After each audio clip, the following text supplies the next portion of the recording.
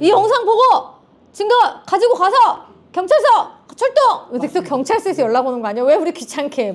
하지만 국민의 지팡이님, 네, 도와주십시오. 고시원 원장님이라면, 그리고 고시원 창업을 준비하고 계신 분들이라면 무조건 필독하셔야 되는, 네, 필수 시청하셔야 되는 영상, 맞습니다. 우리 박진영 법무사님과 함께 하도록 하겠습니다. 네, 안녕하세요. 박진영 법무사입니다. 항상 이렇게 반갑습니다. 끝 웃어주는 그 미소가 너무 좋아요. 아이고, 네. 네, 너무 보기 좋습니다. 아마 아유, 감사합니다. 의뢰하시는 분들이 되게 좋아하실 네. 것 같아요. 인상이 네, 의뢰 좋으셔서. 많이 해주세요. 의뢰 많이 해주세요. 네. 네. 해나경 영상 보고 왔다, 이제 전화했다 하시면 더 잘해주실 겁니다. 네, 맞죠? 친절하게 상담해드리겠습니다. 네, 고맙습니다. 법무사님, 제가 네.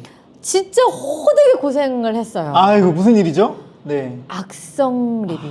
악성 리뷰가 네. 저도 너무 당황스러운데요, 법무사님. 네. 저희가 신발장에 있는 신발이나 개인 이런 것들은, 물품들은 네. 책임지지 않는다라고 네. 말씀을 드리고 계약서에도 있고 그거를 말씀도 드리고 문자도 전송을 해요. 네. 근데 이분이 뭔가 이제 실내화 같은 게 좀 없어진 것 같아요. 그러니까 그럴 수 비싼 있죠. 고가의 신발은 아니고 실내화인데, 슬리퍼 같은 거? 슬리퍼인데 그래도 브랜드 슬리퍼일 수 있지. 아, 그렇죠. 삼선 슬리퍼는 아니었던 것 같아요. 아끼는 슬리퍼 있을 네. 수 있죠. 이게 없어졌다고 연락을 와서, 사실 저희는 이게 책임지지 않는데 제가 한번 알아는 볼게요 라고 했는데, 그럴 수 있습니다. 네, 그래서 전체 공지를 저는데 보내는 게 그 누군가를 잠재적인 도둑으로 모는 거라고 저는 생각을 한 거예요. 근데 그렇게 하다가 그 과정에서 제가 신속하게 처리를 못 해드리니까 그분이 대뜸 저한테 막 이제 좀 화를 내시면서, 왜 이것도 못 해주냐, 나는 경찰에 신고를 하겠다, 네. 이렇게 된 거예요. 근데 제가 그 경찰에 신고하겠다는 얘기를 듣고 발끈해서 발끈할 수 있죠. 뭐 일단 물어본다고 하지 않았느냐, 왜 무작정 신고를 한다고 그러냐 하면서 약간 언쟁이 높아지고, 내가 그냥 그 신랑 사줄게, 돈 줄게, 맞아, 약간 이렇게 됐어요. 근데 그분은 이미 이제 마음의 상처를 좀 받으신 게 네, 뭐냐, 마음 상했나 봐요. 나중에 네. 제가 생각한 건데, 내가 잃어버린 내 마음을 보듬어 줘야 되는데 가져간 사람의 편을 들었다는 거예요. 이거 뭐 오은영 선생님이라도 오셔야 되는 거예요? 그렇지. 오은영 마음을 보듬어줘야 된다고? 오은영 선생님이 와야 되는 사건이야. 그러니까 제가 지금 생각해보니까, 아우, 너 그거 잃어버려서 불편했겠다, 너 많이 힘들었겠다, 내가 최선을 그러네요. 다해서 한번 도와줘 볼게 라고 피드백을 해야 되는데, 이거는 저희가 이제 운영하는 노하우니까 참고하셨으면 좋겠어서 말씀을 드리는 건데, 그래서 그렇게 해서 제가 그 비용도 지불을 해드리고 되게 아름답게 마무리가 됐어요. 네. 그리고 나서 그분이 퇴실을 하시고 나서 네. 갑자기 입실 문의가 또 끊긴 거예요. 무슨 일이죠? 그래서 제가 이제 광고하는 플랫폼에 잘 안 들어가 보는데 느낌이 이상해서 네. 진짜 100년 만에 딱 들어가 봤어요. 왜냐면 저는 1년치 광고하고 이제 그냥 안 들어가 보는데, 거기에 댓글이 어마무시한 댓글이 다다다다다다다다다다 써 있는 거예요. 무슨 일이야? 그분이 이제 약간 과장되게 악의적으로 댓글을 달아서 그것 때문에 문의가 하나도 안 왔던 거예요. 이제 댓글 진짜 리뷰가 진짜 중요하거든요. 중요하죠. 리뷰가. 네, 그럼 네. 여기서 법무사님, 우리는 지금 이거 어떻게 그냥 앉아서 당할 수 없잖아요. 당할 수 없죠. 그러니까 이거를 예방책도 필요할 것 같고 대처 방법도 지금 필요할 것 같거든요. 일단은 대처 방법을 먼저 말씀드릴게요. 와, 네. 예방책이 더 어려워요. 네. 네, 대처 방법은 악의적인 리뷰를 달았을 때 그걸 어떻게 대처를 할 것인가. 첫 번째는 네. 그 리뷰를 없애야 돼요. 가장 중요한 거는. 네, 근데 내 블로그나 막 이런 네. 데면 내가 없앨 수 없앨 수 있는데, 있는데 그 플랫폼에 단 플랫폼에 단 리뷰는, 그러니까 제가 지금까지 그 비슷한 사례들을 봤을 때고, 원장님들이 아니더라도 네. 네이버라든가 각종 플랫폼에 그 안 좋은 리뷰 뭐 많이 달리고, 뭐 악의적인 리뷰들이 달리고, 그런 경우들이 있어요. 소송까지 가는 경우들도 있거든요. 많죠. 그런데 일단 소송을 가게 된다고 했을 때는 시간이 너무 많이 걸려요. 항상 말씀드린 소송은 시간이 많이 걸리고, 그 소송 몇 달, 뭐 적게는 3, 4개월부터 길게는 한 1년 동안 기간까지 그 리뷰가 남아있을 거란 말이에요. 그럼 그 리뷰를 보고 1년 동안 나는 영업이 안 돼. 그렇기 때문에 첫 번째 해야 될 거는 리뷰를 가리거나 먼저 내려야 된다. 그거는 해내경님 말씀처럼 내가 직접 관리하는 사이트면 내가 내리면 돼요. 네. 내가 지우거나 삭제하면 되는데, 플랫폼 사이트다, 그러면은 내가 마음대로 삭제가 안 되거든요. 그럴 때는 그 플랫폼 업체에 먼저 연락을 하셔서 네. 이게 악의적인 리뷰다, 댓글이다 라는 걸 먼저 소명을 하고 일단 그 리뷰를 삭제할 수 있게 하는 게 최우선이고, 그렇기 때문에 상대방과 소통했던 자료들, 그런 자료들을 그때그때 모아두시는 게 중요하세요. 여기서 포인트는 이거예요. 그 소통했던 자료, 그러니까 누가 봐도 얘가 지금 약간 어거지를 쓰는 맞아요. 거다. 이거는 네. 그냥 대놓고 한번 망하게 하려고 작정을 악의적으로 한 거다라는 맞아요. 거를 네. 입증할 수 있는. 그러면 전화 소통보다는 문자 소통이 나을 것 그렇죠. 같아요. 왜냐면 전화도 통화 녹음을 해야 그거를 텍스트화 시키는데 맞아요. 네. 통화 녹음을 안 시키면 그거 어떡할 건데. 녹음이 안 돼 있으면 아무런 의미가 이거 아무 의미가 없죠. 그래서 약간 클레임이 좀 들어온다. 약간 불길한 문자다 하는 거는 문자로 소통을 해야 된다. 이게 진짜 중요한 것 같아요. 사실 저도 제가 이제 고시원 강의를 하고 있지만 꼭 이런 소통은 문자로 하라고 말씀을 드리거든요. 근데 법무사님 진짜 천만다행이었던 게 제가 그 문자 기록이 있어서 이거를 캡처를 떠서 보내드렸더니 그분이 읽고 아 이거는 악의적인 거다 해서 네. 바로 내려주시더라고요. 다행이네요. 빠르게 내리는 게 제일 우선순위입니다. 진짜 잘하셨어요. 그리고 만약에 입실자분이 전화가 와서 전화 상담을 했을 수 있잖아요. 그거는 녹음이 안 됐다라고 하면 전화 끝나고 나서 그 전화 내용을 요약해서 문자로 상대방한테 보내세요. 저 같은 차 경우- 싶었을 때. 맞아요. 전화 통화하시고 나면 약간 쎄하거나 아차한 느낌이 있거든요. 그때는 바로 전화 내용을 요약을 해서 방금 통화한 누구누구입니다. 이런 내용에 대해서 통화했고 이런 내용으로 진행하겠습니다. 뭐 이런 식으로 해가지고 문자를 남기시고, 그러면 상대방이 뭐 이제 답장이 올 거 아니에요. 그렇죠. 뭐 알겠습니다라든지 아니면 저는 이렇게 뭐 얘기를 했는데 뭐 왜? 뭐가 엄청 오겠죠, 피드백이. 피드백이 올 테니까 그런 자료를 남겨 놓으시고 그거에 대해서 문자를 또 소통을 추가로 하셔라 네. 라고 하는 말씀을 드리고 싶고, 제가 쓰는 방법이거든요. 이거 진짜 꿀팁이다. 왜냐면 차차 나 기록 없어 하고 그냥 마는 게 아니라 그걸 다시 복기를 해서 증거를 다시 남겨서 정리해서 문자를 보내라. 그리고 상대방의 그거에 대한 답이 올 테니까 다 자료를 남겨 놓으시면 좋고, 첫 번째입니다. 가장 중요한 게 리뷰를 먼저 삭제를 해야 된다. 그리고 두 번째는 이제 법적인 절차에 대해서 말씀드릴 건데, 상대방의 악의적인 리뷰로 인해서 고시원 원장님, 지금은 이제 고시원 플랫폼이니까 고시원 원장님 본인의 명예가 훼손되겠다거나 맞아요. 아니면 뭐 어떤 모욕이 됐다라거나 그리고 영업 방해도 영업이 방해가 됐다거나 이런 경우가 있을 수 있으세요. 이런 경우에는 명예훼손 그리고 영업방해로 상대방을 고소를 할 수가 있는데, 일단 그거에 대해서 제가 먼저 파악해야 될 부분을 살짝 정리를 해왔는데, 명예훼손이나 영업방해에 해당하기 위해서는 요건들이 있으세요. 이거 중요하다. 네. 첫 번째로 그 리뷰들을 전부 이제 내려달라고 하기 전에 먼저 캡처를 다 해놓으시고 법적 절차를 진행하셔야 되니까 1번 악성 리뷰 캡처하기. 캡처를 다 해놓으시고 연락해서 대표나 삭제하기. 플랫폼 담당자한테 연락해서 삭제를 하시고, 삭제를 돼버리면 캡처가 안 되니까 먼저 캡처를 해놓으세요. 그리고 그 내용을 가만히 보시면서 그 악의적인 내용의 리뷰의 내용을 확인해 보셔야 돼요. 그 내용이 뭔가 좀 기분이 나쁘고 악의적이라고 느끼는데 내용을 봤더니 객관적인 사실만 나열을 해놨다 라고 하면은 이거는 명예훼손이나 업무방해죄가 안 될 수가 있으세요. 예를 들어 이런 거는 어때요? 사실 저는 원장년이라는 소리까지 들어봤습니다. 거기다가 원장년이라고 했고요. 원장년이라고 했고요. 근데 너무 웃긴 건 그분이 자기 방 피해가 아니라 남의 방을 얘기를. 그래서 제발 나가시라고, 불편하면 나가시라고 했더니 3년을 살았어요. 나 진짜 당황스러워 죽겠어. 근데 알고 봤더니 그분이 그걸로 희열을 느끼는 분이어서 여기저기 그걸 이제 했던 분이더라고요. 그리고 여기는 도난 사건이 끊이지 않는 곳이야. 막 이런 식으로 부풀렸어요. 그럼 이것도 문제가 되는 거. 그러니까 제가 소송을 할 수 있는. 있죠. 네. 그러니까 방금 말씀하신 것처럼 도난 사건이 끊이지 않는 곳이야. 이거는 허위 사실이잖아요. 그렇죠. 명백한 허위 사실이에요. 도난인지 본인이 잊어버렸는지도 몰라요.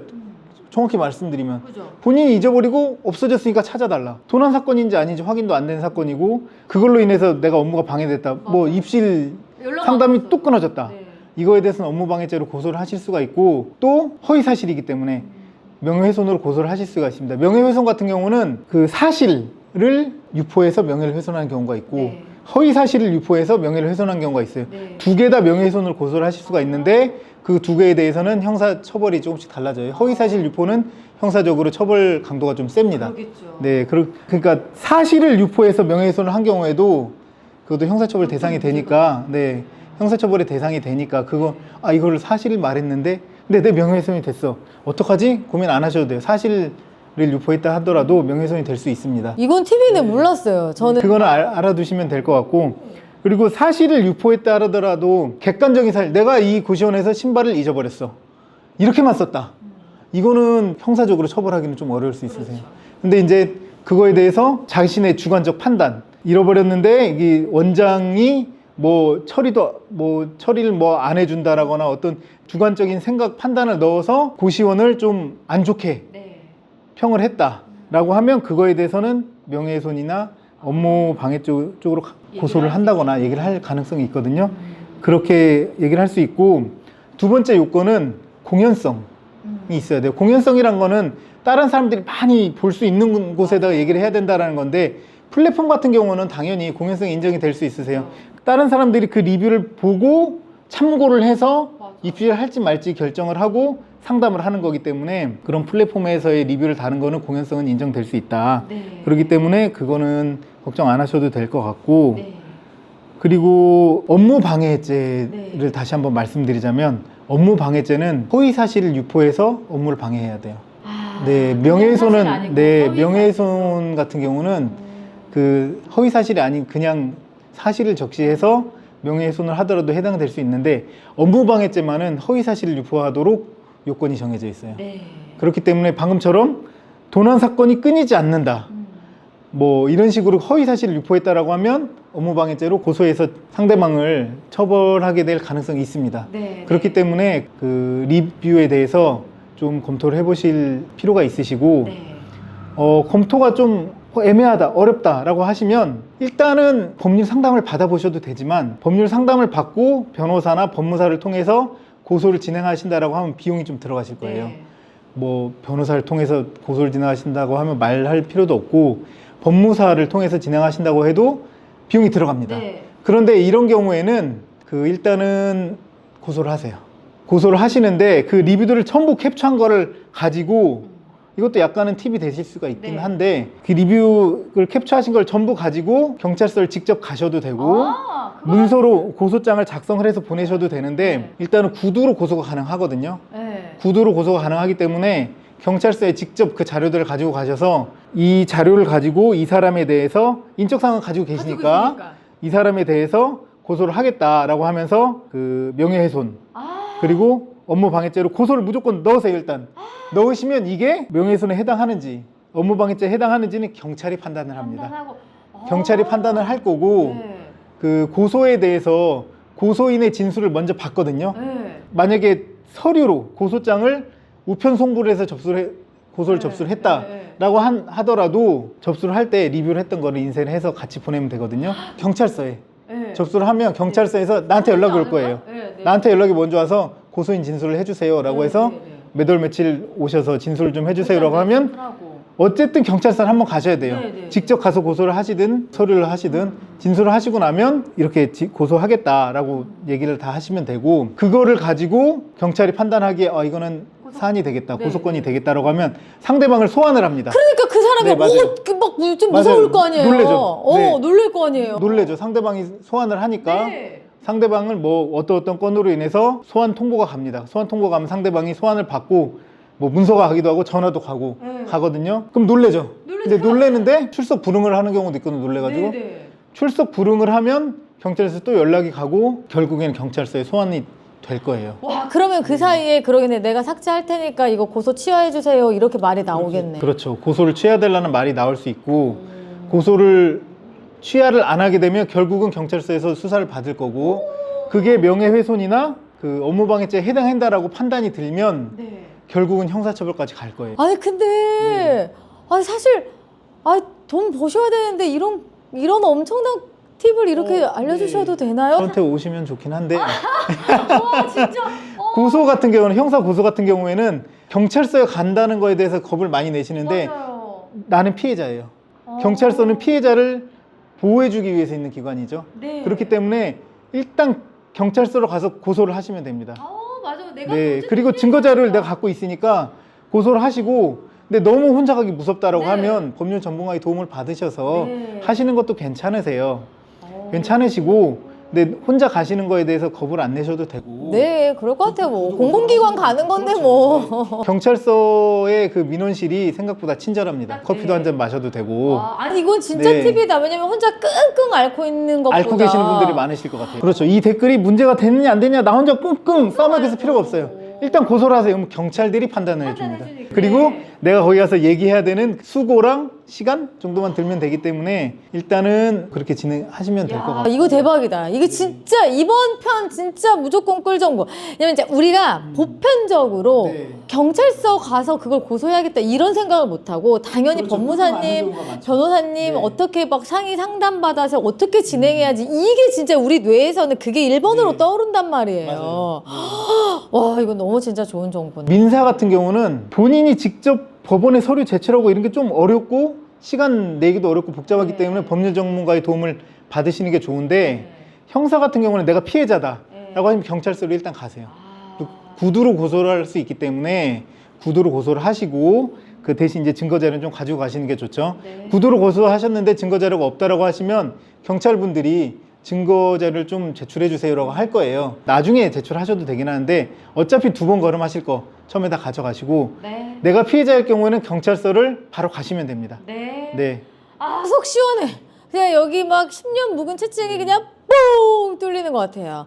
정말 오늘 특급 정보. 왜 듣고 나면 뭐 그럴 수 있겠지 하지만 우리 진짜 생각 못 했잖아요. 진짜 생각 못 했 끙끙 앓고 계시는 원장님들 지금 이 시간에도 계실 수 있습니다. 맞아!